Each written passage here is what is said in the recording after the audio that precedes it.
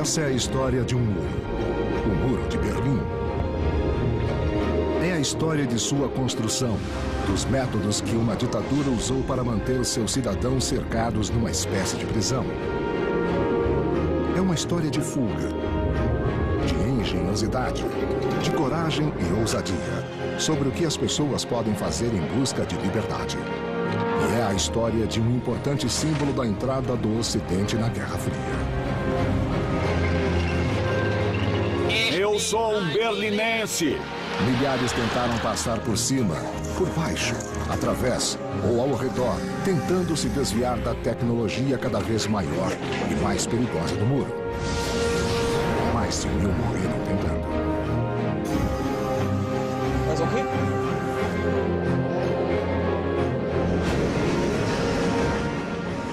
Senhor Gorbachev, derrube agora esse muro.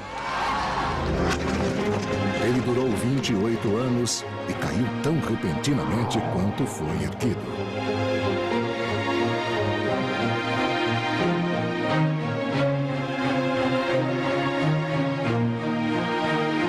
Construção e queda do Muro de Berlim.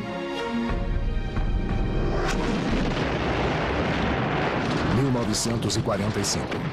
No final da Segunda Guerra Mundial, mais de 55 milhões de pessoas estavam mortas. E a Europa está em ruínas. O Exército Vermelho da Rússia toma Berlim, ao custo de 200 mil de seus soldados. Stalin quer manter a capital da Alemanha derrotada como espólio de guerra. Mas quando as ruínas são limpas, tijolo por tijolo, os russos precisam dividir Berlim com os aliados do Ocidente. Isso acaba sendo uma receita para o desastre. A capital alemã e o país serão administrados conjuntamente pelos 4 aliados vitoriosos em 4 zonas separadas. No oeste, França, Grã-Bretanha e os Estados Unidos. No leste, a União Soviética e no meio da zona soviética. Berlim também é dividida. Stalin se referiu a Berlim Ocidental como um tormento constante da ocupação russa do leste da Alemanha. Khrushchev declarou publicamente que ela era um tumor maligno. Essas imagens de uma doença no corpo político do Bloco do Leste, chamado de Berlim Ocidental, eram usadas pelos líderes soviéticos frequentemente. Em 1948, Stalin bloqueia as passagens por terra para Berlim Ocidental para forçar os aliados do oeste a sair. Americanos e britânicos suprem Berlim Ocidental pelo ar até Stalin desistir.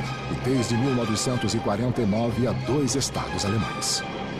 Rapidamente, a Alemanha, mais especialmente Berlim, se tornou um ponto de confronto. Na verdade, Berlim serviu para esse propósito durante 40 anos. Foi ponto de confronto não só entre 2 sistemas ideológicos, mas entre 2 centros de poder que lutavam pelo controle da Europa. A Alemanha Oriental, a República Democrática Alemã, junto com Berlim Ocidental, ficaram no meio.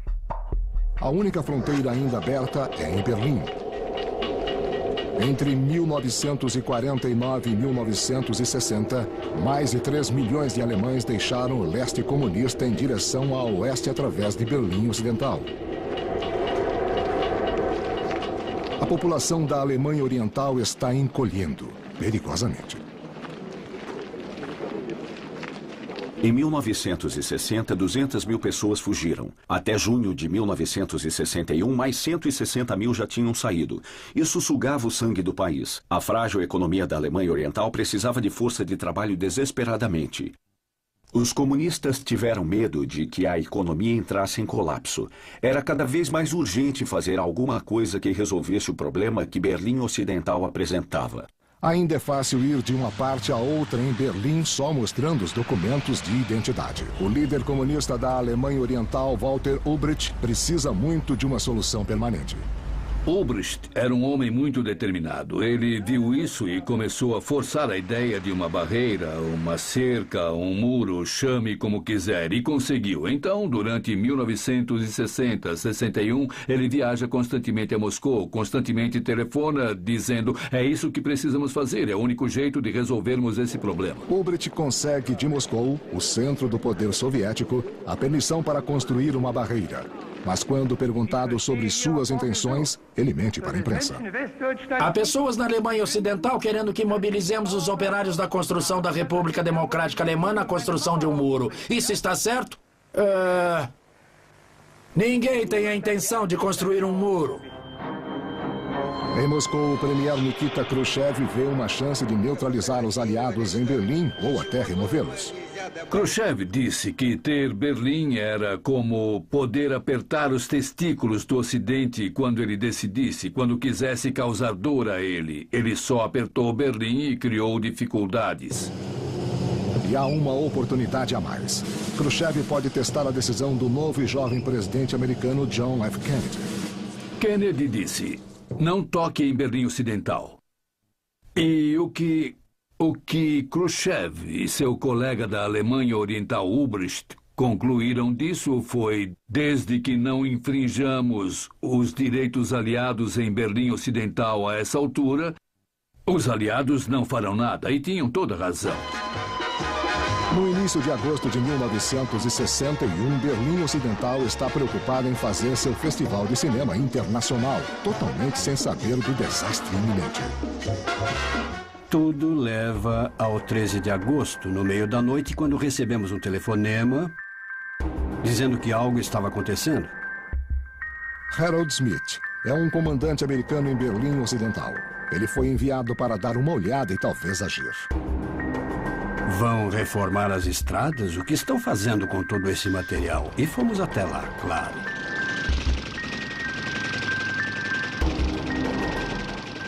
Nós fazíamos uma contagem. Todos aqueles tanques ao longo do muro iam derrubá-lo. Mas apenas um minuto antes disso, o telefone tocou e era o presidente Kennedy. E ele disse: o representante do Departamento de Estado disse: não toquem no muro. Os aliados só podiam assistir. Um dos soldados do lado oriental era Wolfgang Engels. Nos formamos em combate em 13 de agosto pela manhã. Fomos levados a Berlim de caminhão. Como um batalhão de frente, era nosso dever armar obstáculos para fecharmos as ruas. 77 cruzamentos entre leste e oeste foram fechados na cidade. O arame farpado começou a subir em 13 de agosto. Ele era cuidadosamente colocado exatamente dentro de Berlim Oriental. Nunca houve nenhuma entrada em Berlim Ocidental. Nesse dia, a Alemanha Oriental separa Berlim Ocidental como parte do resto do mundo. E ficaria assim nos próximos 28 anos. Quase nenhum soldado envolvido do nosso lado acreditava que a fronteira seria totalmente fechada. Logo, um muro provisório de 156 quilômetros circundou Berlim Ocidental e seus mais de 2 milhões de cidadãos. Olhando para trás, fico feliz de não ter havido violência e nem tiroteio. Os aliados a oeste deixaram que acontecesse.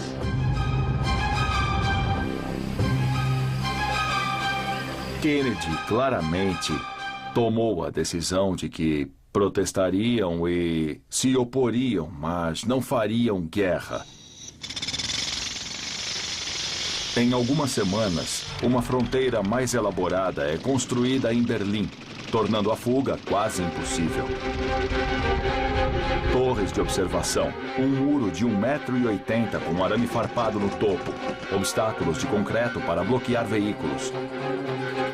Uma cerca mais atrás e entre eles uma faixa. Uma área livre para que atirassem. E aí começa a propaganda de guerra. Camaradas alemães com o uniforme da Volkspolizei. Vocês ficam aqui dia e noite em barreiras de tijolos. Vocês não são bobos. Já perceberam há muito tempo que as medidas de Ulbricht ameaçam a paz mundial. Milhares de amigos e famílias estão divididos. Os berlinenses estão desesperados. Mas os Estados Unidos não se preocupa tanto. Kennedy não estava insatisfeito com a construção do muro. Isso diluiu a crise. Ele disse, salvamos Berlim Ocidental. Então, o ponto de vista deles não era de que duas partes de Berlim foram separadas, mas de que tínhamos sido firmes. Tínhamos evitado consequências mais graves. Em 15 de agosto de 1961, Konrad Schumann agarra sua chance. Ele é o primeiro policial de fronteira a escapar para Berlim Ocidental. As imagens de seu salto para a liberdade circulam pelo mundo. Ele é um dos muitos que arriscaram suas vidas para escapar. A Alemanha Oriental fecha parques, pontes, casas, telhados e esgotos.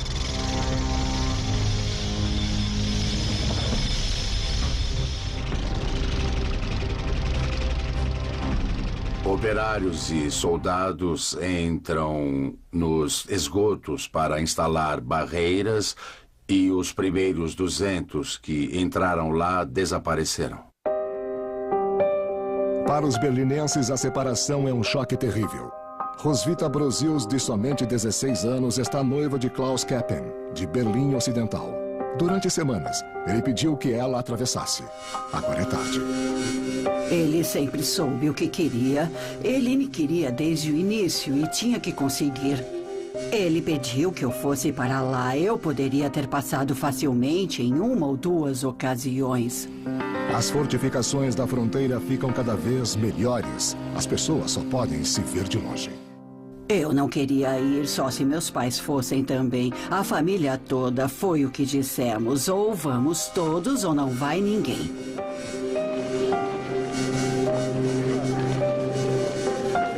Foi decepcionante. Mas ninguém sabia como ia ficar, o que viria depois. Ninguém sabia que a fronteira ia ficar tão forte assim. Mas Klaus ainda tem um plano para tirar Roswitha de lá. Ele só espera o momento certo. Não será fácil. Checkpoint Charlie. Hoje é uma atração turística, mas um dia foi o cruzamento de fronteira mais famoso e mais movimentado de Berlim, o epicentro da Guerra Fria. Os aliados precisam fazer com que ele continue aberto, mas os alemães orientais estão dificultando a passagem. Em outubro de 61, ainda lutávamos pelo acesso. E um diplomata americano foi impedido de entrar em Berlim Oriental. E isso foi crescendo. Para os americanos é uma questão de princípio. Eles se recusam a reconhecer a Alemanha Oriental como Estado. Eles não querem que representantes armados de nosso Estado carimbem seus passaportes porque eles não têm relações diplomáticas com nossa nação. Segundo o acordo dos 4 poderes, os aliados têm direito de atravessar a fronteira quando quiserem. Eles entraram à força, foram para Berlim Oriental para um rápido passeio e voltaram. E foi aí que houve uma grande crise entre leste e oeste. Os soviéticos mandam seus armamentos pesados para Checkpoint Charlie. Os americanos não perdem tempo em responder. Eles disseram, voltem para o muro, os tanques russos estão vindo. Os tanques americanos correm para Checkpoint.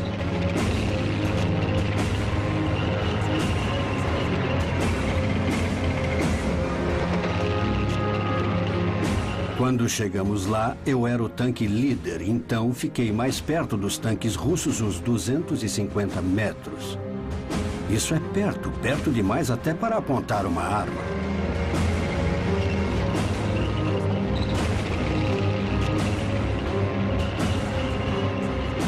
Esse foi o encontro de tanques em Checkpoint Charlie que aconteceu em outubro de 61. E, de novo, o presidente Kennedy estava no telefone falando com comandantes em campo. E eu acho que Khrushchev também estava. Eram tanques armados e prontos para disparar.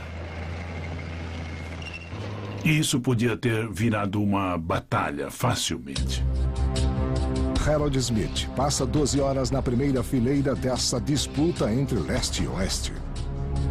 Não tínhamos ordens para atirar. Eles não avançaram. Eu não sei quais seriam as ordens se eles começassem a avançar em direção ao muro.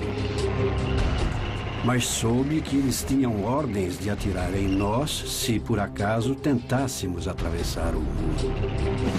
Foi muito, muito tenso. E se alguém dispara por acidente?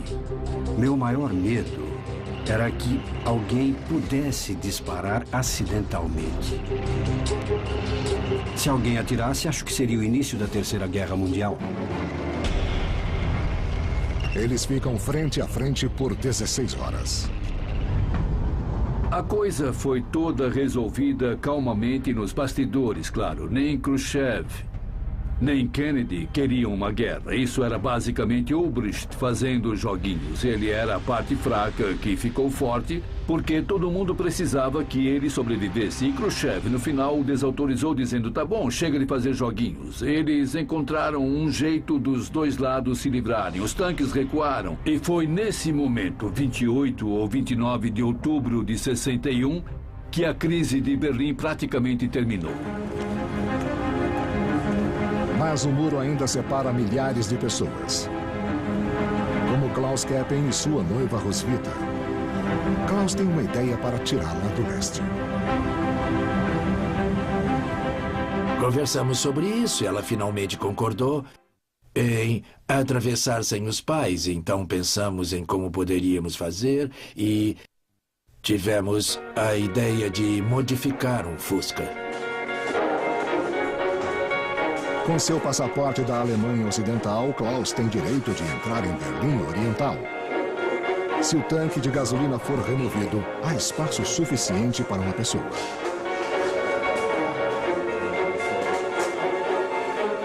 Por eu ser pequena, ele achou que eu podia me encolher e entrar debaixo do capô, onde ficava o tanque de gasolina. Um pequeno tanque de 4,5 litros vai ficar por cima dela. Rápido, rápido, vamos embora. Eu fiquei como um embrião no útero. Era apertado lá, mas eu não me importei.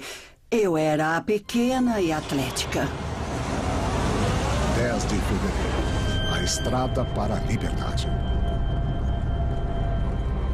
Claro que era muito desconfortável. Mas seria uma viagem de apenas 15 minutos e depois mais 10 na fronteira. E se ela conseguisse isso, ficaria tudo bem. Desde que ninguém revistasse o carro.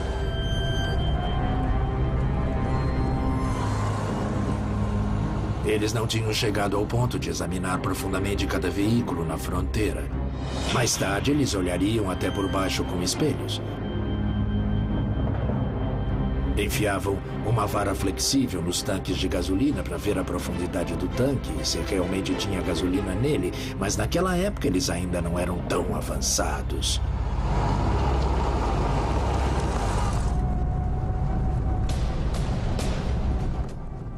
Depois de umas centenas de metros, de repente eu percebi que meu pescoço estava queimando. A borracha de gasolina tinha se soltado. Provavelmente por causa da maneira como eu me deitei.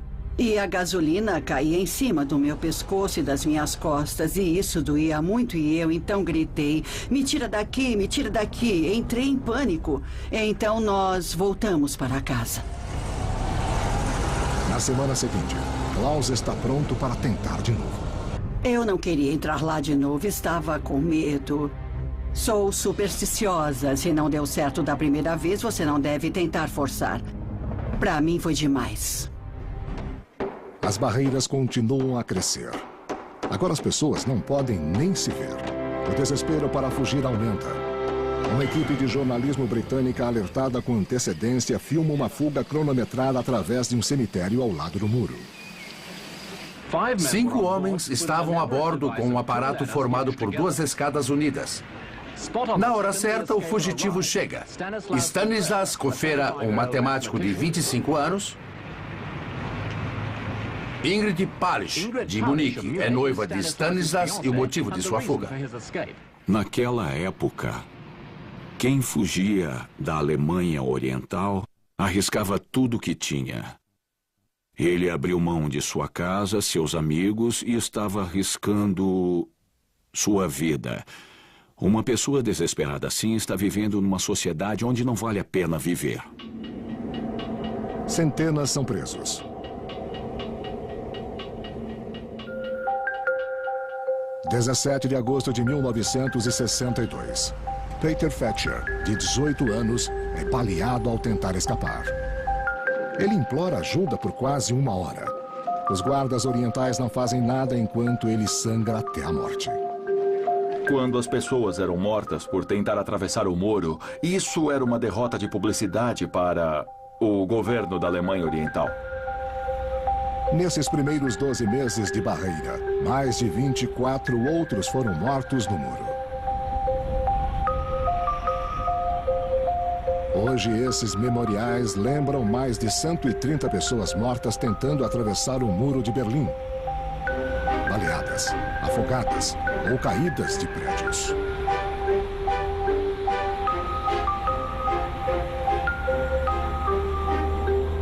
Os guardas de fronteira sempre tiveram ordens de atirar nos fugitivos, mas em setembro de 61, depois que o muro foi erguido, Erich Honecker disse: o muro na fronteira deve ser construído de maneira que haja uma área de tiro para que possamos aniquilar quem viola nossas fronteiras. Prédios próximos ao muro são demolidos para facilitar a localização de fugitivos. Não só em Berlim.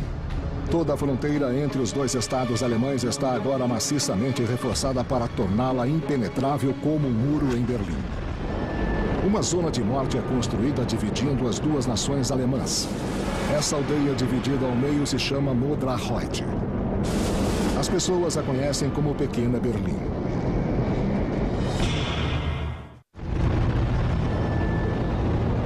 Uma ameaçadora zona de morte divide as duas Alemanhas. Essa fronteira de 900 quilômetros, mais o muro em torno de Berlim, eram conhecidos agora como a Barreira de Proteção Antifascista. Ela exigia uma força enorme de 30 mil guardas de fronteira.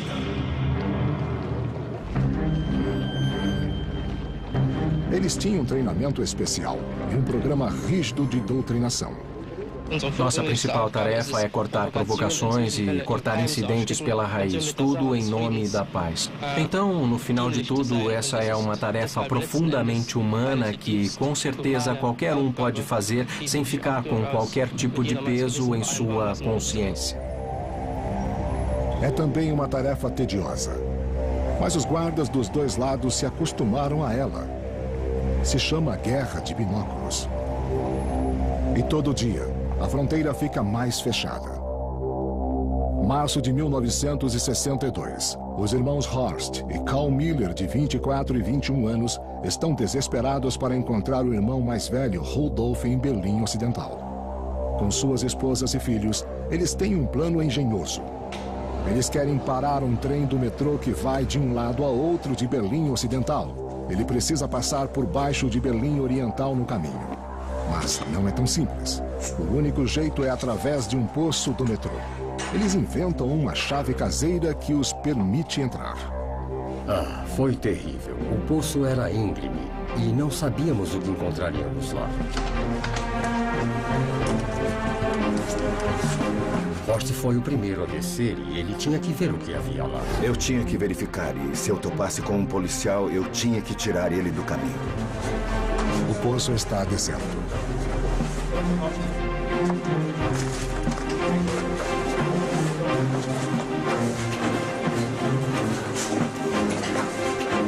E aí descemos as mulheres e as crianças.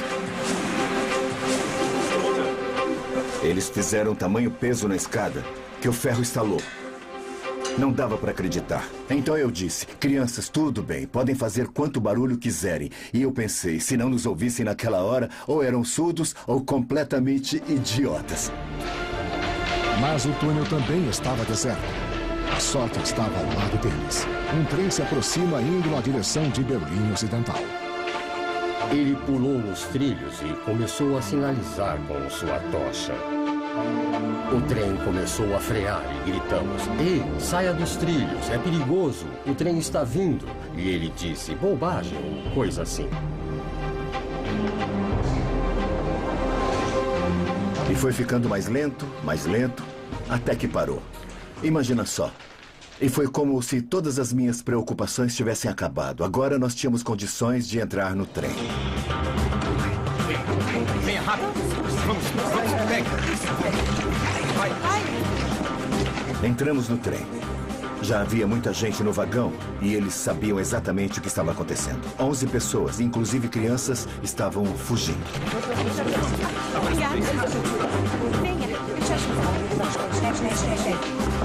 Aconteceu tão rápido, os berlinenses ocidentais nos puxaram e nos puseram para sentar, não juntos, mas um aqui e outro ali, todos separados.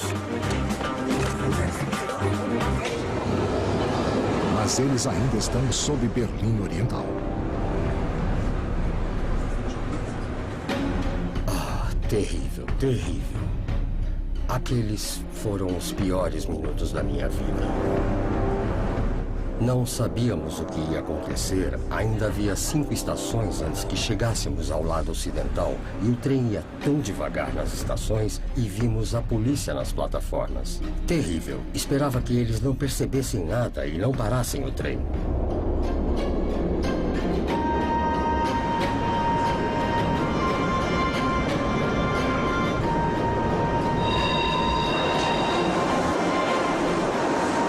E passamos. Do outro lado, nós ficamos enlouquecidos. Aquilo foi uma loucura. Bom, amigos, conseguimos. Que maravilha! Ai, tô tão feliz. Ai, que bom. Todos no trem pularam e nos abraçaram. Foi incrível.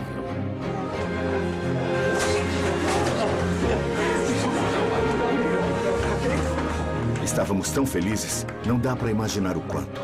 Não dá para descrever a sensação. Era simplesmente liberdade e felicidade por as crianças estarem bem e nossas mulheres também estarem bem.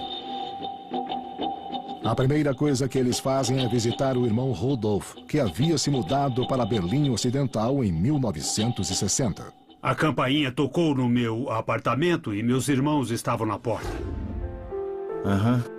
Ele ficou olhando e abriu um sorriso. Eu fiquei muito confuso e pensei, não pode ser verdade, minha mulher está aí. E fiquei olhando. Não pudemos trazer a mulher dele conosco. Ela estava sendo observada o tempo todo. A casa estava vigiada o dia todo e eles ficaram lá vigiando. Quando o muro foi erguido, Rudolf já tinha escapado para Berlim Ocidental. Sua mulher, Traudl, e seus 2 filhos iriam depois. Mas a cada mês, as esperanças de um reencontro diminuíam. Desde então, Rudolf procurava uma maneira de trazê-lo sem sucesso. Não é fácil deixar o Rudy chocado, mas ele ficou estático, ele não disse nada. Só começou a chorar então nós prometemos para ele que faríamos um plano para trazer a mulher dele e também os filhos. Não vai ser fácil. A Alemanha Oriental se esforça para conter as tentativas de fuga em Berlim e põe mais obstáculos na fronteira.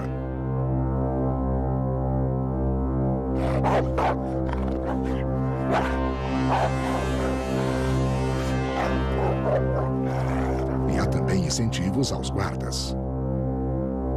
O membro do Comitê Central responsável pela segurança nos anos 60 era Erich Honecker.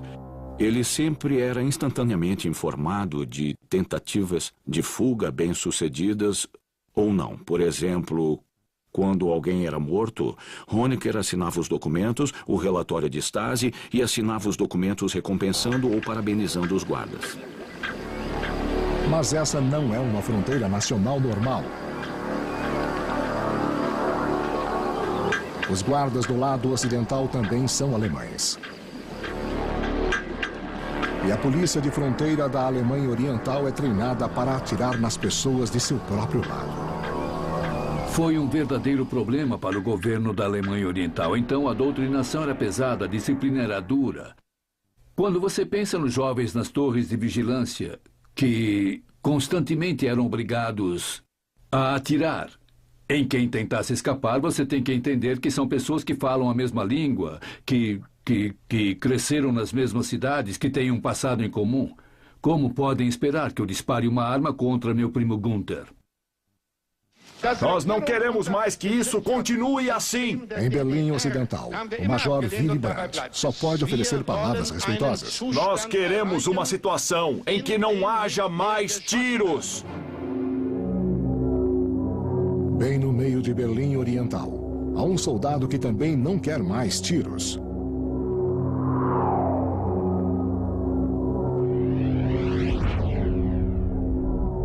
Na verdade, Wolfgang Engels quer fugir.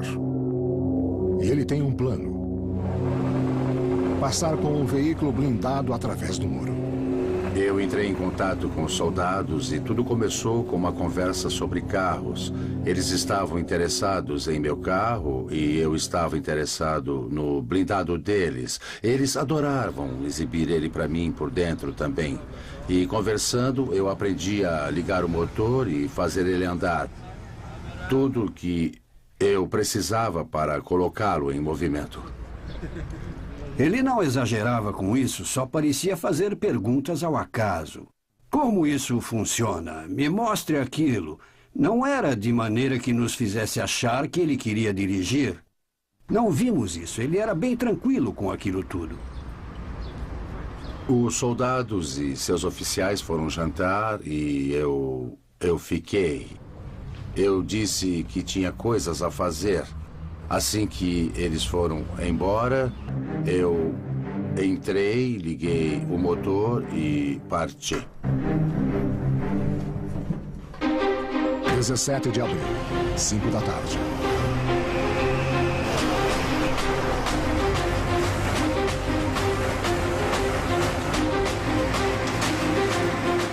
Eu passei direto pelo portão. Ele era fechado só com uma corrente. Segui para Treptow.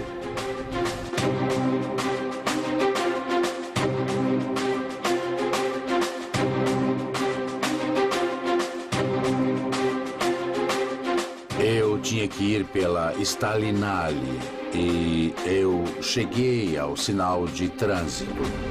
Naquela época, ele era controlado por um policial na guarita.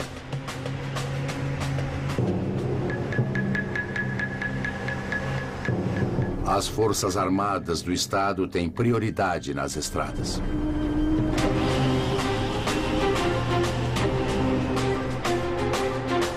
Quilômetros até a liberdade. Ele agora é seguido. A sorte está lançada.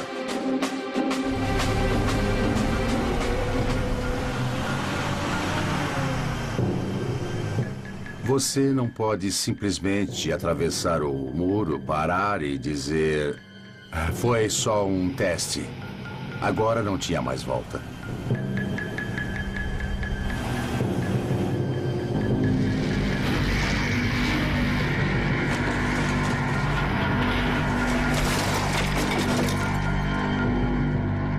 As portas ainda estavam ao lado de Berlim Oriental. A minha primeira reação foi sair e me ver parado no meio dos rolos de arame farpado. Você acaba ficando muito nervoso numa situação dessas. O seu nível de adrenalina sobe e fica aqui em cima. Eu nem mesmo sentia as balas me atingindo. Estava muito tenso. Ele feriu-se gravemente. Berlinenses ocidentais correm para socorrer.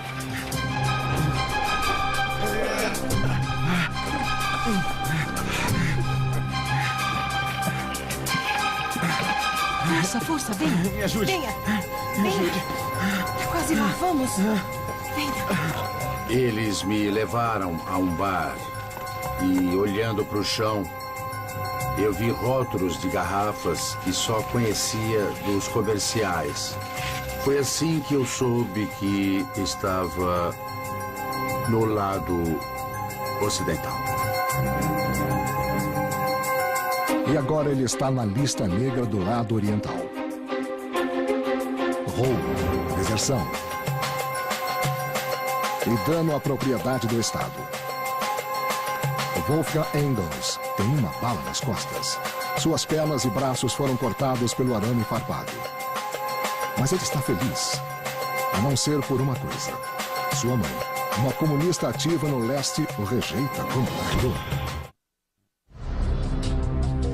Os construtores do Muro de Berlim reagem a cada tentativa de fuga com um aumento de suas defesas.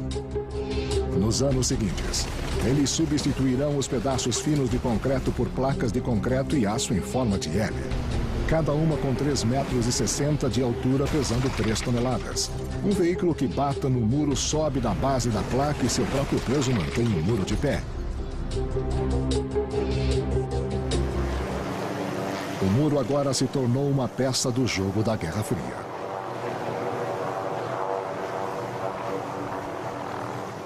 Foi um fator estabilizante da situação na Europa Central durante os anos 60, que permitiu que o medo da guerra que existia na Alemanha desde 45, quando ela havia sido dividida em oriental e ocidental, se dissipasse gradualmente.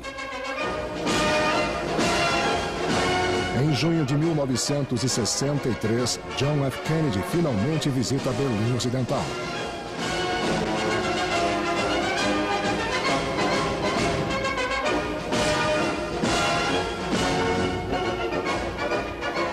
A atenção não estava mais em Berlim e Kennedy a trouxe de volta com o seu famoso discurso e a sua famosa visita que gerou enorme apoio popular em Berlim.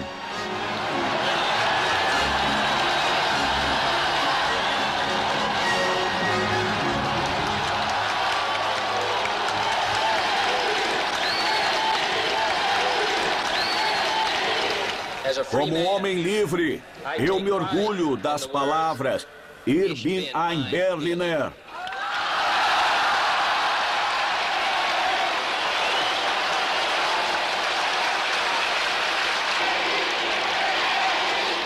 Acho que em termos da história de Berlim e do Muro, a visita de Kennedy foi importante simbolicamente, porque disse às pessoas em Berlim que os Estados Unidos iriam apoiá-las. Mais tarde, ele disse que ver o muro com seus próprios olhos mostrou sua verdadeira brutalidade.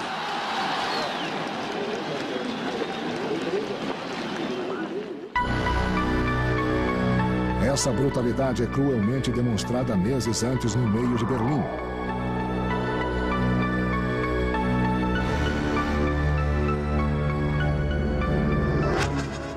Em maio de 62, Rudolf Miller e seus 2 irmãos mais jovens finalmente descobrem uma maneira de reunir Rudolf e sua família. A construção do muro o separou de seus 2 filhos, Bernhard e Christian, agora com 8 e 5 anos, e de sua esposa, Trude. Eles prenderam minha mulher uma vez porque ela acenou e a interrogaram. A mantiveram presa um dia inteiro com as crianças e deixaram claro para ela: seu marido está do outro lado. Sabemos sobre ele, sabemos que tipo de homem ele é. Você nunca mais o verá. Nós não vamos deixar vocês atravessarem. Os 3 irmãos Miller, junto com amigos, começaram a cavar um túnel. Eles vão chegar até o lado oriental. O túnel vai ter 22 metros desde sua entrada no lado ocidental, debaixo do muro. Primeiro, não chegamos a lugar algum. O chão parecia de concreto. Mas, de repente, ficou fácil. Aí tivemos problemas em tirar a terra do túnel e isso foi dificultando conforme íamos avançando e o ar ia piorando. 4 homens por turno. 4 turnos de 6 horas por dia.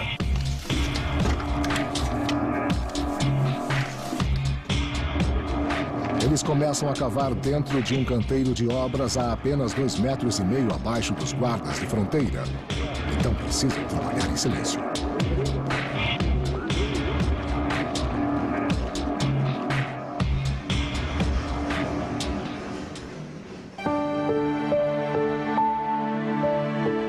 Eu podia ter tido toda a minha pele arrancada e não perceberia. Eu tinha um objetivo de verdade. A cada momento que eu cavava, eu via a minha família. Só continuava em frente. Vamos conseguir. Temos que conseguir. De repente, eles chegam a uma área em que a terra é bem macia. Olhei para cima porque ouvi um barulho estranho. E aí, houve um desabamento. Eles só viam minhas pernas e meus sapatos. Assim, viram onde deviam cavar. Cavem, cavem. Vai. Assustador. Foi terrível. Aquilo, para mim, foi difícil. Eu já tinha passado por problemas demais. Eu não queria ficar soterrado. Foi muito difícil. Eu ainda não consigo falar sobre isso. Aquilo foi muito difícil para mim. Você vai ficar bem. Você vai ficar bem. Calma, calma, calma. Em 18 de junho, depois de 3 semanas de escavações, os irmãos chegam ao seu objetivo. Rudy disse, Hot, vai, faz um buraco, temos que passar. Aí eu escavei para cima e, finalmente, o buraco se abriu.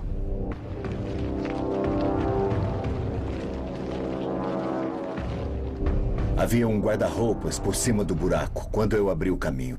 Ele fez o maior barulho, mas nós conseguimos. Oferecem uma arma a Rudolph. Pegue essa arma. Pode levar. Leva isso com você. Eles estão tão nervosos e prontos para atirar que você tem que se defender.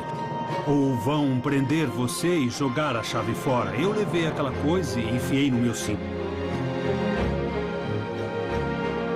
Um guarda estava parado lá. Eu virei para ele e fiz um sinal. Ele olhou para mim e não me cumprimentou. Aí eu pensei, ai meu Deus. A família de Rodolfo estava esperando na esquina. Eu sentia ele olhando para mim. Eu sentia ele na minha nuca e meu cabelo estava literalmente arrepiado. O guarda já devia suspeitar. Ele estava olhando. E aí Rudy voltou depois de um tempo com a família.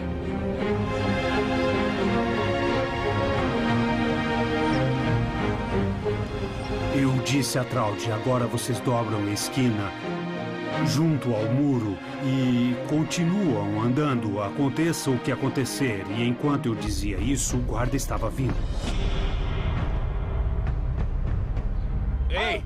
Pare aí! Eu parei, os outros continuaram um pouco. Não tem graça, você acabou de me ver. Vamos a uma festa de aniversário. Bem, do jeito como falamos em Berlim, leve e relaxado. Mas ele não ouviu, ele estava muito nervoso. Eu vi em seu rosto, ele estava mesmo nervoso. Ele só disse... Bom, ele disse, parem as mulheres e as crianças. Ergueu a metralhadora e aí eu pensei, pronto, agora ele vai atirar. Tenho certeza de que ele ia atirar. Ele mataria todos eles. Eu puxei a arma, mirei na metralhadora e apertei o gatilho. Aconteceu tudo ao mesmo tempo. Rudy disparou no guarda em legítima defesa e um policial na torre de observação atirou também. De repente, o guarda caiu. Entrei em pânico, só gritei, corram, corram, corram! A família correu, as mulheres e as crianças. E o policial da torre mirava nas crianças. Naquela hora eu conseguia ver as balas batendo no chão. E aí entramos no buraco. Graças a Deus, todos entraram, eu fui o último. Os guardas vieram correndo. Parece que chegaram em segundos. E imediatamente começaram a disparar para dentro do túnel. Os fugitivos tiveram sorte. A forma do túnel os protegeu das balas.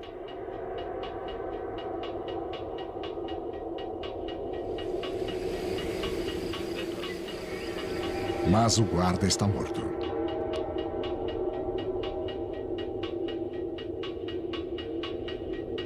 Tudo o que aconteceu me deixou muito triste. Eu fiquei muito mal. Na Alemanha Oriental, Reinhold Hund se tornou um mártir. O jovem guarda de fronteira tinha 21 anos quando foi vítima das balas do assassino.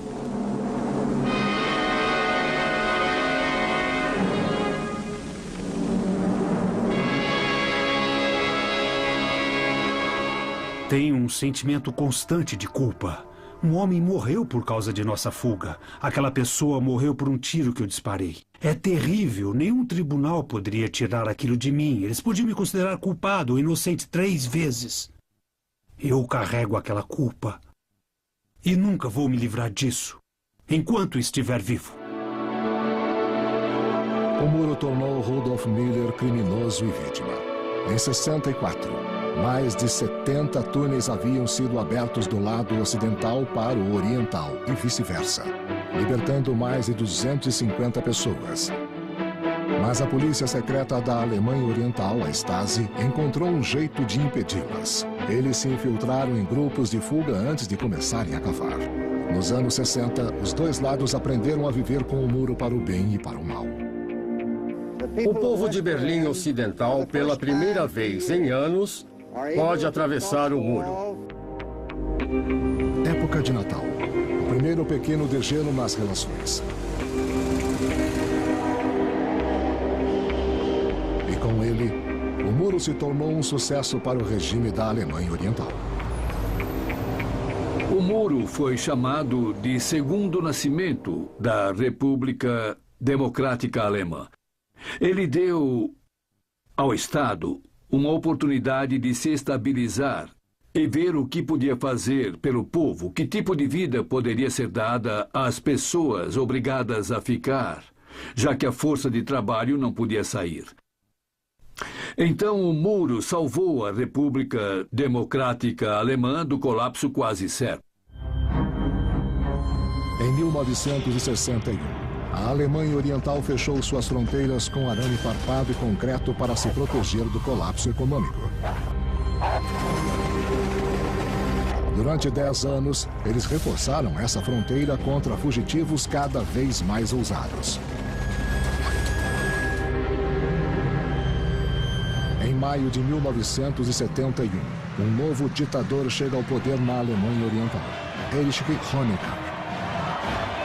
Mesmo tendo uma aparência de ser mais moderno, o muro ainda é o símbolo público de seu absoluto controle de Estado. 900 quilômetros de fronteiras entre as duas Alemanhas, com mais de 1.000 torres de observação e 50 mil guardas. 60 mil metralhadoras conectadas a armadilhas. Campos minados com minas contrapessoais tipo 66 do tamanho de um prato. Para qualquer alemão oriental que ainda quisesse escapar, parecia impossível.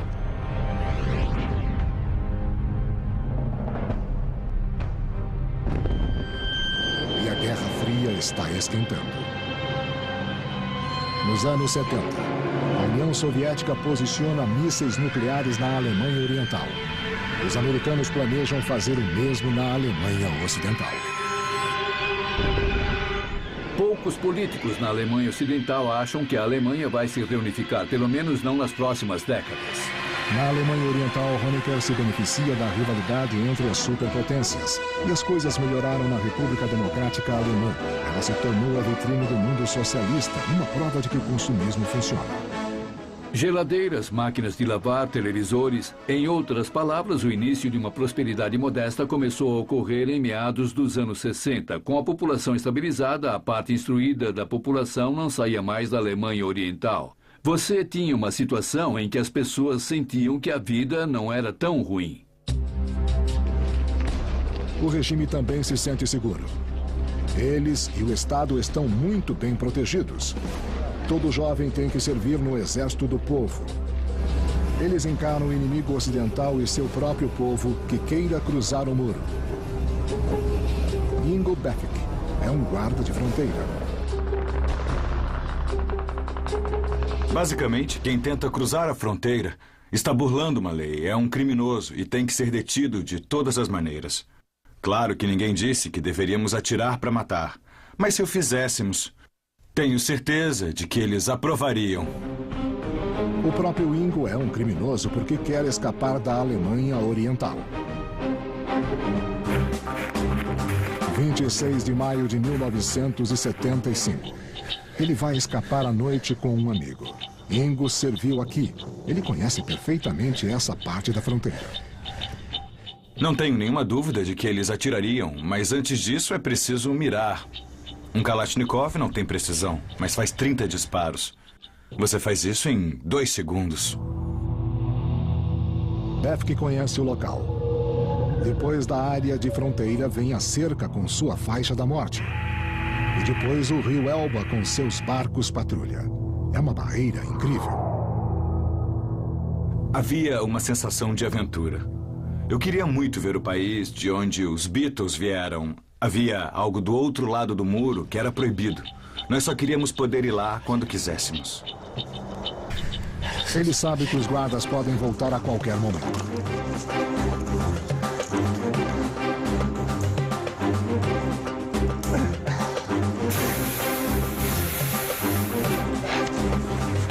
Agora vem o próximo obstáculo, o campo minado.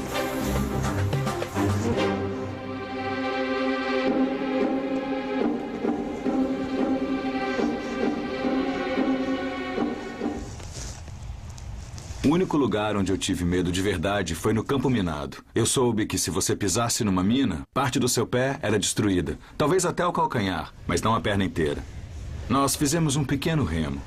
Se nós acertássemos com ele e a mina explodisse, nós ficaríamos bem, mas depois teríamos que correr. Foi o único momento em que tive algum medo. Fora isso, foi legal, foi escuro e ninguém viu a gente. Próxima tarefa: encher seus colchões de ar nas margens do rio Elba.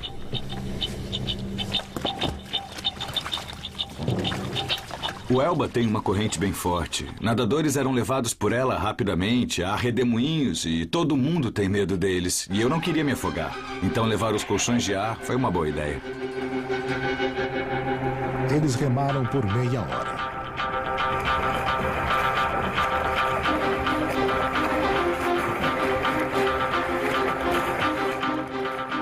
Primeiro, nós achamos que a outra margem do rio nunca chegaria. Estava escuro, remamos feito loucos e, de repente, chegamos. Havia um ônibus da alfândega bem na nossa frente.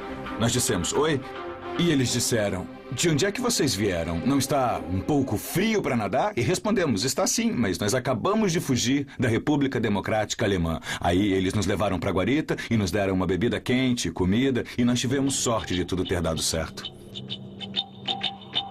A maior parte dos fugitivos é presa. Alguns são mortos. Ingo Befk é um dos poucos que conseguem atravessar o Elba. Da família Befk, Ingo deixou 2 irmãos para trás. Ele vai tentar tirá-los de lá. Para uma unidade de vigilância, uma fuga bem-sucedida é uma humilhação. Todo caso é investigado e o sistema é constantemente reforçado.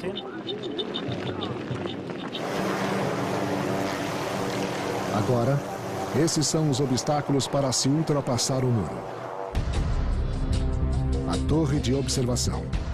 O primeiro muro. A cama de pregos. A cerca de arame farpado eletrificada.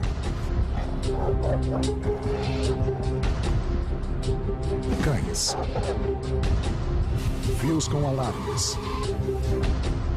E há uma armadilha para os guardas também. A areia mostrava as pegadas para o caso de você estar em sua torre de observação, ver alguém tentando cruzar e olhar para o outro lado, esperando que ninguém note e que a pessoa atravesse em segurança. Isso não podia acontecer, porque quando alguém escapa, há um grande inquérito.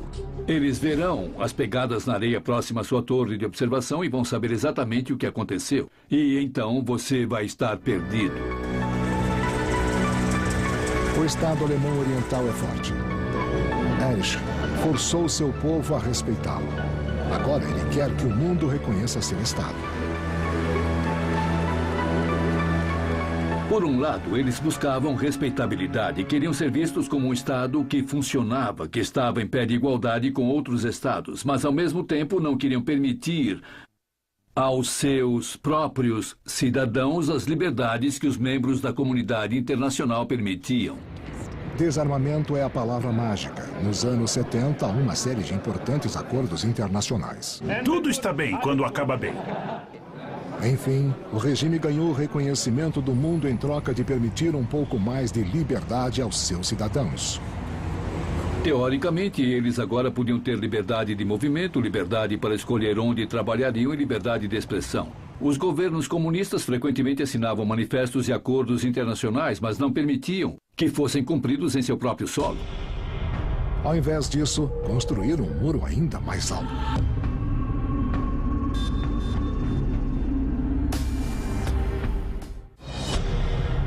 Em Berlim Oriental, o líder comunista Erich Honecker completa o próximo estágio do muro. Maior, mais largo e mais assustador. Porque 1000 pessoas ainda escapam todos os anos. O muro foi construído para ser permanente, intimidador e mortal. Placas de concreto em formato de L pesando 3 toneladas com um cilindro de concreto impossível de se escalar em seu topo. A maioria das pessoas desistiu de pensar em fugir, mas não todas. Eu não podia viajar para onde eu quisesse. Não podia falar do que gostava. Se você contasse uma piada política, era de se esperar que fosse preso. Era simples assim. Peter Strelzik vive em Thüringen, a 48 quilômetros da fronteira. Ele é engenheiro e inventor e sabe que o muro é impenetrável ao nível do chão, mas cria uma solução engenhosa e ousada, um balão que vai passar sua família por cima da fronteira. Um balão a gás seria melhor porque você não veria a chama, mas onde se consegue oxigênio ou hélio? Não há outro jeito. Ar quente. Eles terão que viajar 32 quilômetros desde Lobenstein, na Alemanha Oriental, só para atravessar a fronteira. 3 de julho. Vamos, o balão está pronto. Podem subir. Estávamos prontos para decolar. O ar já estava quente e eu comecei a sentir um pouco da pressão. Segurem-se e fiquem abaixados. Abaixem-se. Eu dei um bom gás no queimador e nos erguemos vagarosamente por cima das árvores.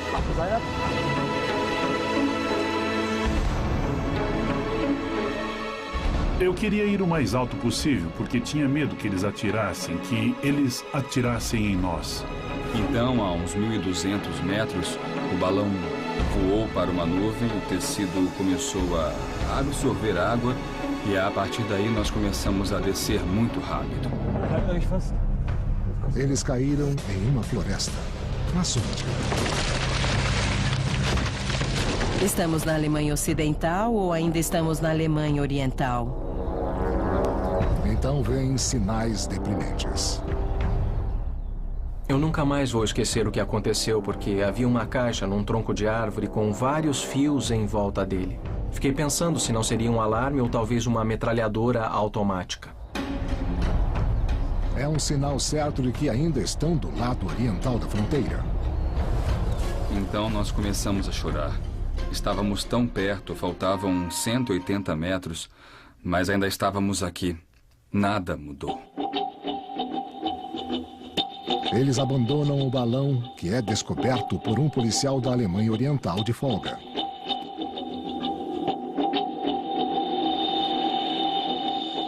Eu estava procurando cogumelos e vi o balão pendurado lá, mas eu não disse nada, porque eles perguntariam o que estava fazendo lá. Você não tem o que fazer lá.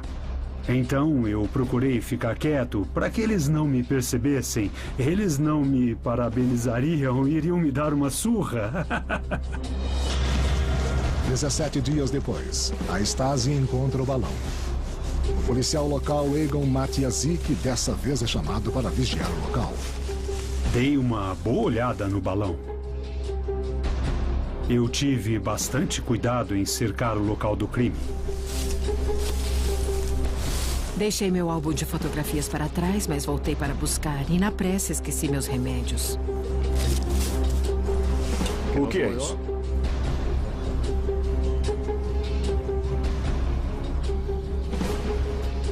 Eu vi a Stasi anotando os números para talvez rastrear os suspeitos.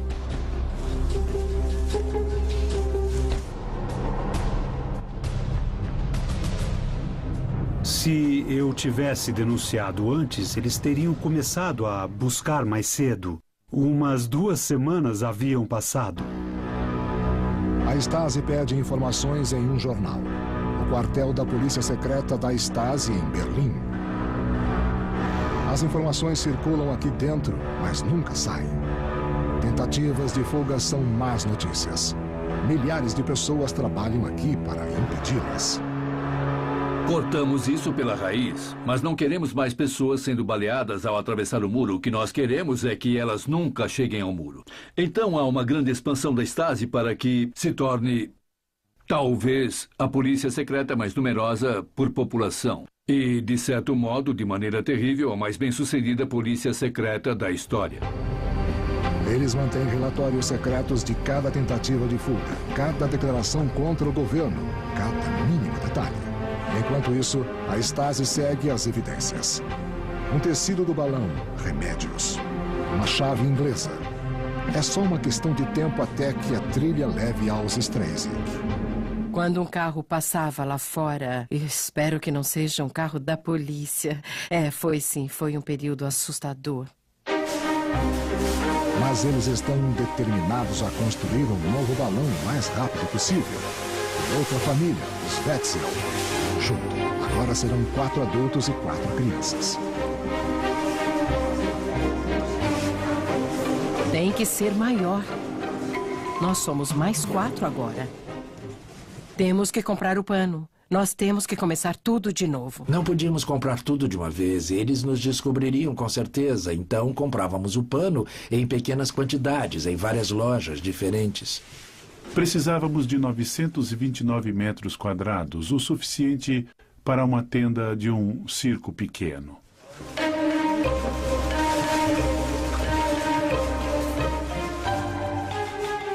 Ele começou costurando em nossa cama dia e noite, costurava até dormindo. Eles costuraram em todos os minutos de folga durante 6 semanas. –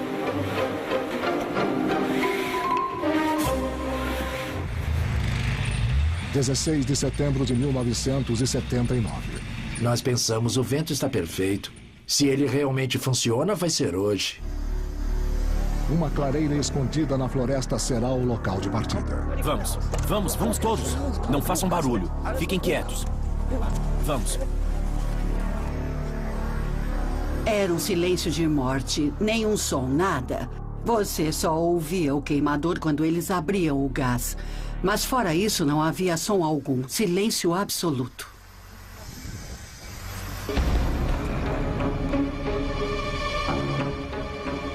Pouco depois da partida, eles foram localizados pelos guardas no posto de controle.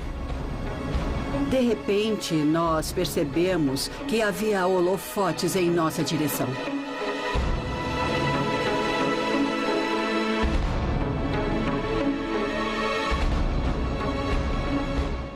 Eles tiveram a oportunidade perfeita para atirar. E um dos guardas no posto de controle queria receber a ordem para atirar.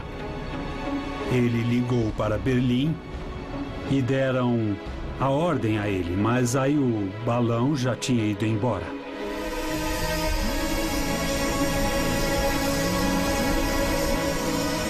Aí ele começou a chacoalhar e estalar, e o gás terminou, a chama apagou e aí nós pudemos enxergar o balão.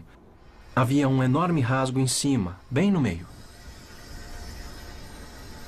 Eu cometi um erro. Pus o queimador em potência alta e queimei o topo do balão 24 metros acima. E isso foi muito perigoso.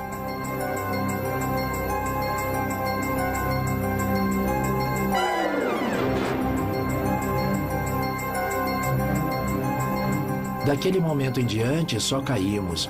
Não pudemos mais aquecer o ar. Por sorte, o balão era um pouco maior do que o necessário.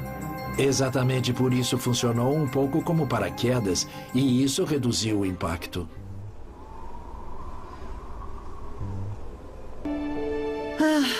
Eu só esperava que eles não nos retirassem de lá quase mortos. Eu estava em paz.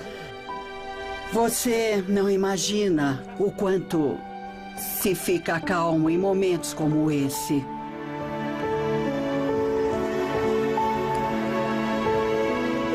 Dei uma olhada em volta com a tocha e vi as copas dos pinheiros vindo em nossa direção e depois ouvi estalos.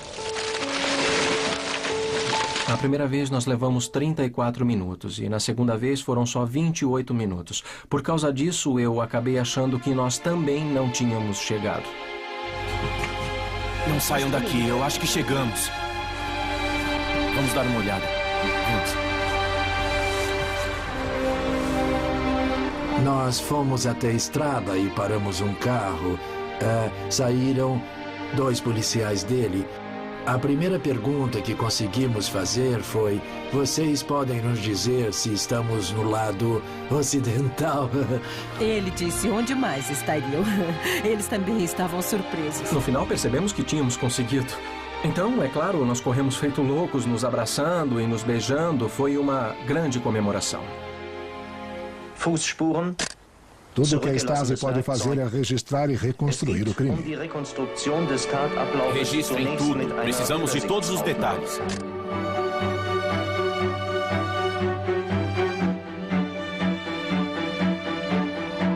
A fuga da família Strelzik foi manchete em todo o mundo.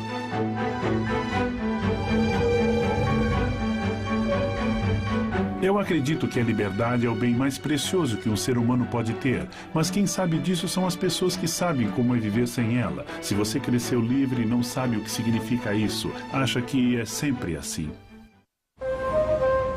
Berlim Ocidental. Liberdade e lojas de departamento lotadas de produtos. O sonho do Ocidente no início dos anos 80. Em compensação, o Oriente é cinzento. A República Democrática Alemã nunca pôde estabilizar a situação para que as pessoas ficassem felizes sem escassez e com um pouco de liberdade. O Ocidente estava sempre ao lado, provocando uma comparação indesejável. A tentação estava do outro lado do muro. Enquanto isso, a Alemanha Oriental comemora seu 30º aniversário. O leste oferece paradas, cerimônias e convivência.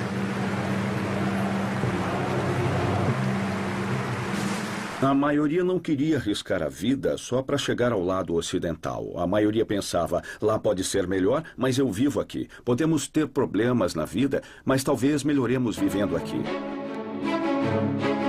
Não havia, como se pensa sempre no lado oriental, um clima de ódio e um sentimento de opressão. Não havia essa sensação de estar preso numa sociedade.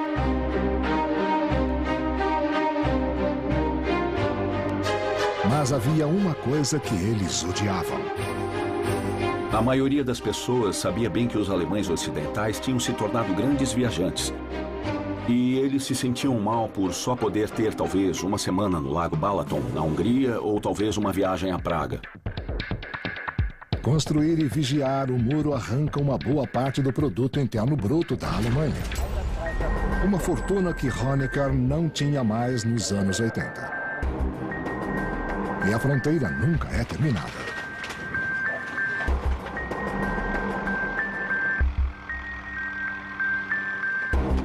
O muro foi uma grande imposição a um país que frequentemente tinha dificuldades financeiras. E pode ter custado $1 bilhão por ano mantê-lo nos mais de 28 anos que se seguiram. 1 bilhão de marcos alemães, $500 milhão por ano. E nem assim impedia a fuga das pessoas.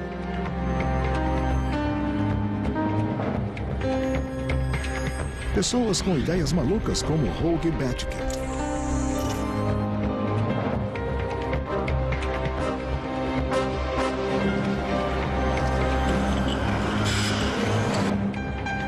A família Bethke, o irmão mais velho Ingo, cruzou o rio a nado até a liberdade.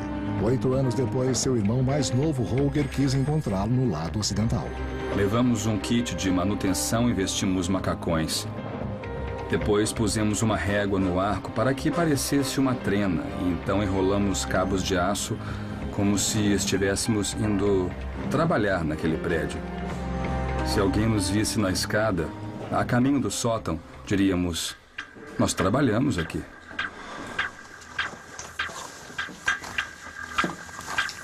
O dia é 31 de março.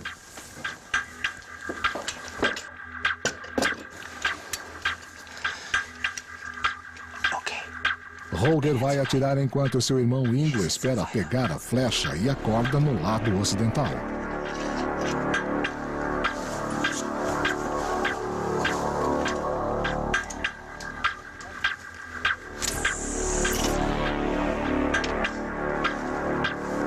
Eu ouvi um som e pensei, droga, bateu numa árvore. Mas quando eles se penduraram nela, eu vi algo se mover. Eu olhei perto da árvore e vi, cara, eu consegui. E aí eles dois apareceram contra a lua, eu segurei bem e comecei a puxar. O cabo de aço está preso à corda de nylon e foi puxado. A ideia era amarrar no carro e esticar bem, para que pudéssemos ter mais força para puxar. A roldana caseira estava pronta.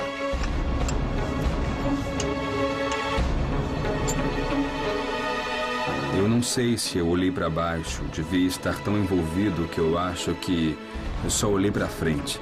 Você tem que chegar. Você tem que chegar. Eu espero que ninguém atire. Eu espero que ninguém veja.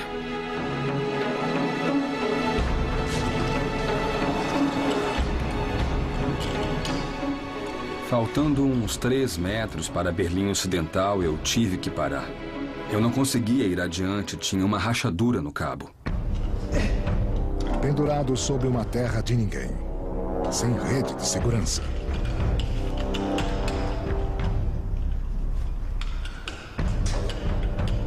A faixa da fronteira era incrivelmente iluminada. Eles tinham lâmpadas de arco a cada 10, 15 metros apontando para baixo. Então, se você olhasse de uma torre de observação, veria uma luz branca brilhante. Depois dela, talvez não visse nada. É claro que esperávamos que essas luzes fortes da fronteira ajudassem um pouco, porque estávamos acima delas. Então, não nos veriam de cara. Nessa hora, eu vi o meu amigo vindo atrás de mim. Finalmente, nós passamos pro lado ocidental. Eles encontraram um ponto cego entre duas torres. Depois, a Alemanha Oriental construiu uma outra torre para que isso não pudesse acontecer novamente. Pode-se dizer que meu irmão acabou ganhando sua própria torre de observação. O muro. Para alguns artistas, essa é a maior tela do mundo. A galeria do lado oriental, vista do lado ocidental. Ela é tão chamativa quanto Berlim Ocidental, uma atração turística separando dois mundos. Controle de fronteira aliado, leste e oeste.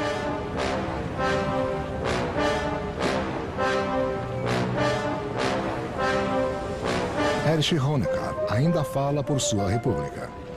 Todo mundo tem seu lugar na República Democrática Alemã, independente de seu ponto de vista político ou religioso. As prisões estão cheias de críticos que pensam diferente do regime.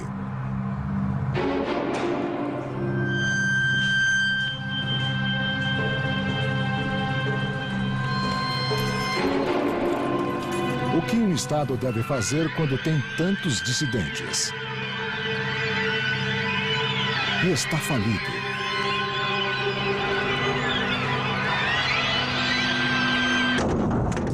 Então, feche um acordo com os alemães ocidentais para vender os dissidentes. Em outras palavras, põe toda essa gente na cadeia e depois faz um acordo para poder trocá-los pelos preciosos marcos ocidentais. A Alemanha Ocidental compra a liberdade das pessoas por até $50 mil cada. A venda de 35 mil dissidentes ajuda a Alemanha Oriental a fugir da falência. E há os empréstimos enormes do lado ocidental. Mas com uma condição: as armadilhas da fronteira precisam sair de lá. Isso não é um problema para Honecker. Ele não pensa no passado, ele pensa no futuro. E, na verdade, nos anos 80, eles planejavam um muro de alta tecnologia, que seria essencialmente tecnologia informática àquela altura. Tanto era que planejavam um muro de alta tecnologia que envolveria relativamente pouca intervenção humana. As pessoas não poderiam chegar perto sem serem captadas pelos vários sensores e câmeras. Esse era o Muro 2000 de Erich Honecker. Infravermelho. Laser e detectores de movimento disparariam alarmes quando percebessem um fugitivo. Câmeras automáticas, holofotes em movimento e sprays químicos os impediriam. Ladeada por arbustos, a realidade perigosa seria camuflada para parecer boa. 1985. No Kremlin, um novo ditador comunista, Mikhail Gorbachev, começa falando em paz. O presidente americano Ronald Reagan está determinado a retomar a iniciativa. Ele vem a Berlim em julho de 87. Só essa imagem, que foi reproduzida bilhões de vezes dele parado ali na frente do portão de Brandemburgo, foi o maior efeito dramático que se podia pensar. Então alcançamos nossos objetivos com esse discurso. Senhor Gorbachev, derrube agora esse muro. Reagan foi o primeiro presidente em muito tempo que não via a Guerra Fria durando para sempre. Ele, ao menos, tinha a esperança de que fosse temporária, de que se a União Soviética cedesse, a Guerra Fria acabaria e os Estados Unidos a venceriam. Nesse degelo entre leste e oeste, Honecker visita seu oponente na Alemanha Ocidental, Helmut Kohl, o grande reconhecimento ao irmão menor. Respeitamos as fronteiras existentes, mas queremos superar essa divisão num caminho para o entendimento pacífico e a liberdade. Talvez só palavras. Erich Honecker tentou manter um controle rígido das coisas porque sabia que não poderia relaxar.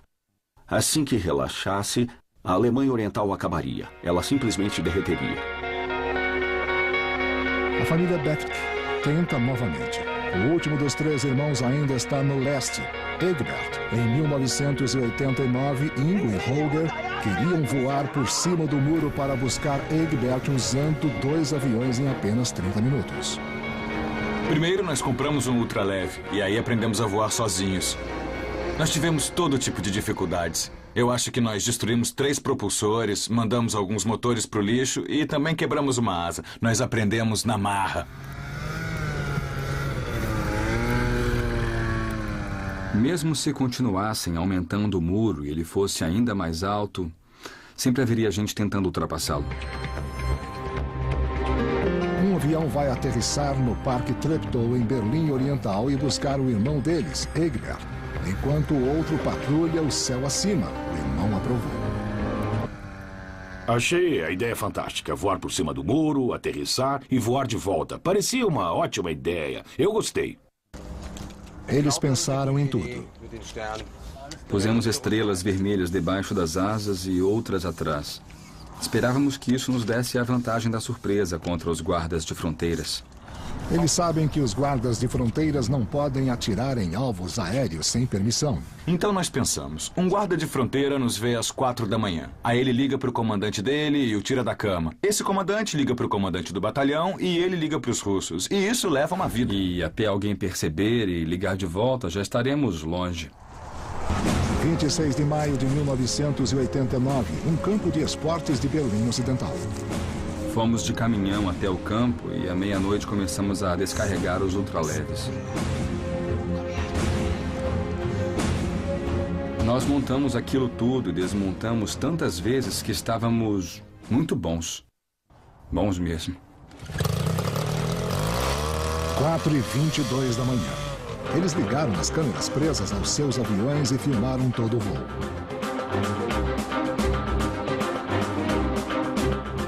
Estávamos muito nervosos, mas assim que decolamos, isso melhorou.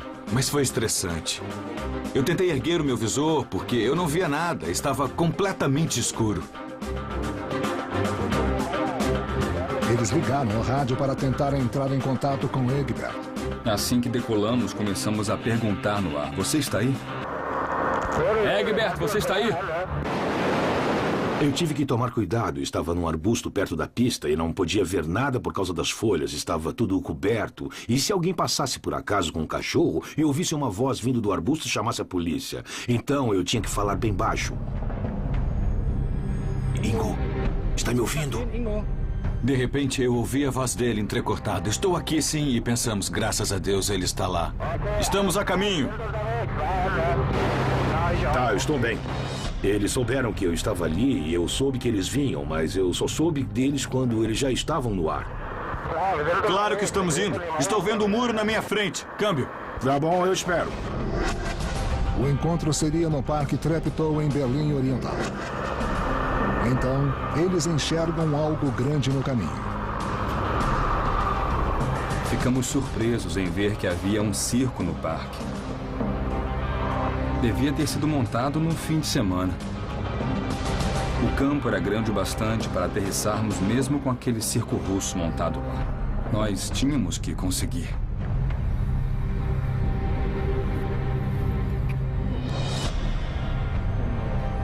Mais para trás. Ingo, eu estou vendo você. Quando eu devo sair? Eu aterrissei em algum lugar na ponta do campo. Egbert pulou do arbusto e eu gritei, cuidado, não entra no propulsor. Porque, claro, ele estava ainda mais animado do que eu. Eu dei a volta no propulsor, sentei no assento e gritei, vai, Ingo, vai. Eu estava muito animado. Eu disse, calma, calma, nós não queremos que você caia. Eu disse, anda, Ingo, decola, vai, anda logo. Eu disse isso porque eu estava com muito medo de que a polícia aparecesse e viesse direto da estrada para o parque e acabasse pegando a gente. Aí, acelerei e decolamos de novo. As árvores estavam próximas porque estávamos 2 vezes mais pesados. Eu pesava 80 quilos na época. Eu completei um circuito e eles estavam na minha frente decolando.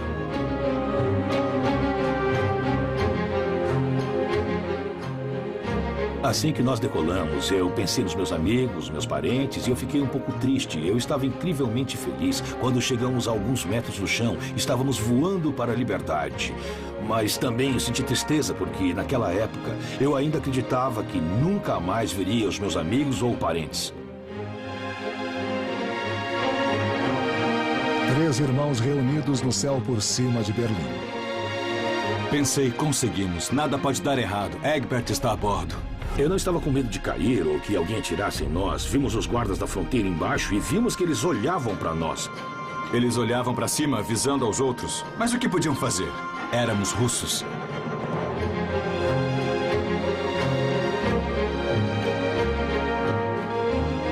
Estávamos a caminho do Reichstag. Ingo e Holger tinham que encontrar um lugar para aterrissar. Nós fizemos uma aterrissagem perfeita.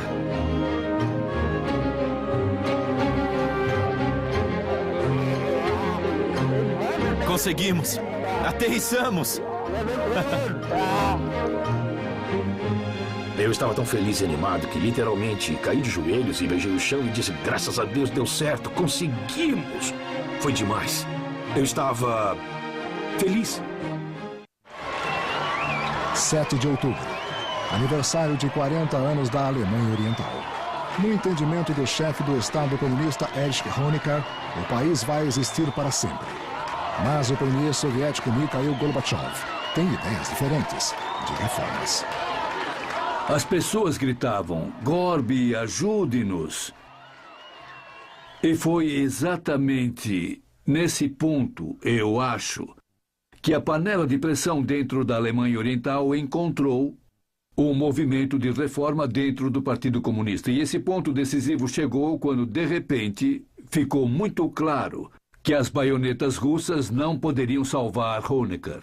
Asseguramos aos nossos amigos, em todo o mundo, que o regime socialista em solo alemão, na terra de Marx e de Engels, está erguido sob bases indestrutíveis. Honecker era profundamente resistente a mudanças. Não se interessava em abrir concessões e achava que o regime era sólido.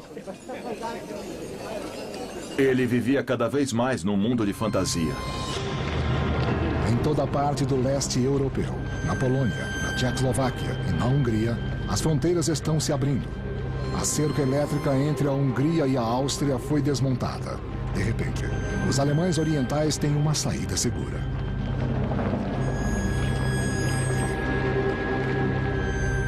Em todas as árvores havia pregos, e eles penduravam as chaves do carro, de casa neles. Deixaram tudo para trás. Eu vivo numa casa que tem de tudo. Não posso imaginar sair andando e deixar tudo. E foi isso que eles fizeram. Queriam ir embora a esse ponto. O correspondente da rede CBS, Alan Pizzey, na embaixada da Alemanha Ocidental em Praga, onde centenas e depois milhares de alemães orientais pediram refúgio. Fiquem calmos. Vamos atender a todos. Finalmente souberam que a Alemanha Ocidental concordou em aceitá-los.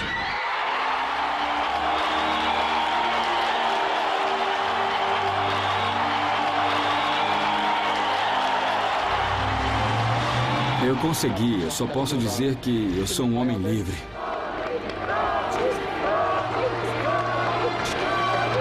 O premier soviético Mikhail Gorbachev se recusa a proteger a Alemanha Oriental. Acho que correm perigo somente aquelas pessoas que não reagem à vida. Nada aconteceria à Alemanha Oriental, nada aconteceria na maior parte do leste europeu se não fosse pela chegada de um homem que foi Gorbachev. Ele foi o primeiro homem que disse: não vamos enviar tanques. Mas o regime de Honecker não desiste.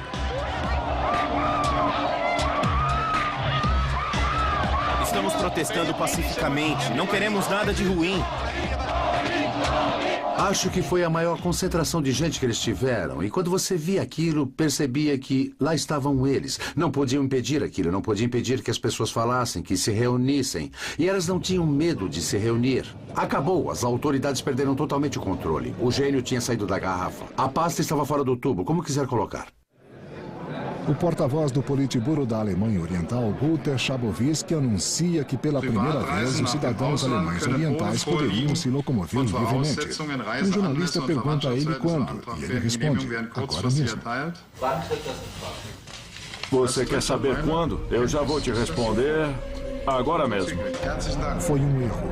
Ele devia ter dito amanhã.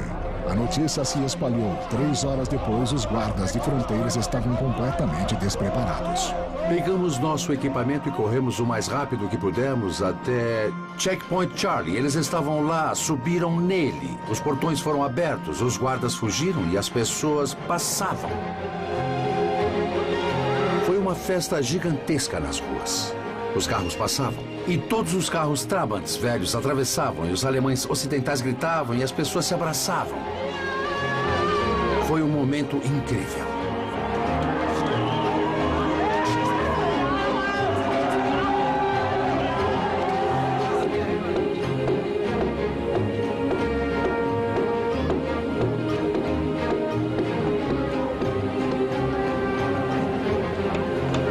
Se alguém me dissesse que eu ainda veria aquela porcaria de muro caindo, eu diria que estavam loucos.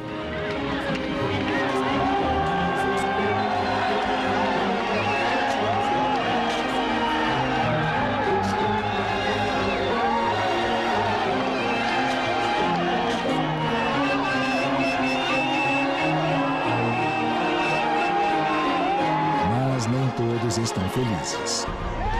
As pessoas estão falando em reunificação. Eu sou totalmente contra. Eu tenho certeza de que há muitas coisas boas lá, mas tem muita porcaria também. E eu acho que ela devia ficar por lá.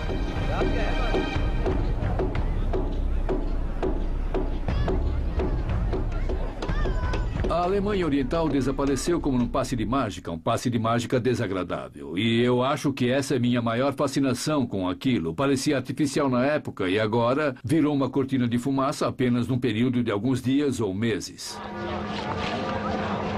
Em 3 de outubro, um ano depois da queda do muro, a Alemanha foi reunificada. Isso significou o fim do comunismo.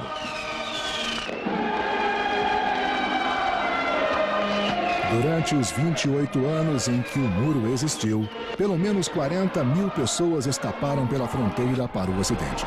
75 mil foram acusadas de tentar. Mais de 1.300 morreram, ao menos 136 somente em Berlim. Mas o leste acobertou muitas mortes. Portanto, o total exato ainda não é conhecido.